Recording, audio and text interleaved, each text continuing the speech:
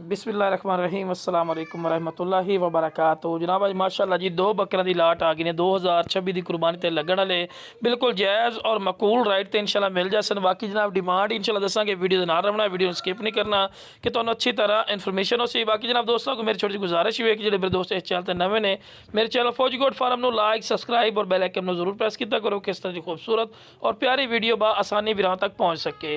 तो अज ना महंगाई का दौर है लेकिन इंशाल्लाह फौजी गोट फार्म से मुनासिब राइट ते इंशाल्लाह जानवर मिल जासन।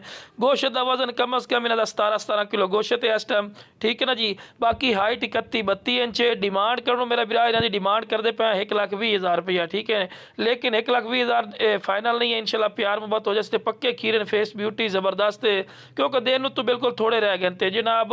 बिल्कुल दो दंद होने वाले पे। उम्र इन्हों की 13-13 12-12 महीने इन्हों की उम्र है पे, ठीक है ना जी।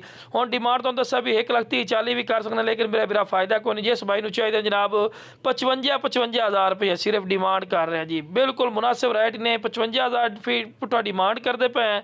तो यह नहीं कि 55-55,000 फाइनल हो सी। कॉल करनी इंशाल्लाह, कॉल की इज्जत हो सी और बिल्कुल जायज़ और मकूल रेट से मिल जाए। हाँ कोई मेरे को आवना चाहे, लोकेशन लुडन शहर जिला व्याड़ी है।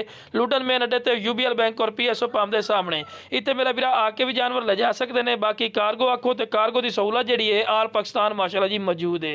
बाकी माशाल्लाह जी फेस ब्यूटी कलर क्वालिटी माशाल्लाह ज़बरदस्त, कोई नुक्स है नहीं, साफ सुथरे जानवर पे। फेस ब्यूटी माशाल्लाह कमाल दी है। तो बिल्कुल पक्के खीरे बदुंदे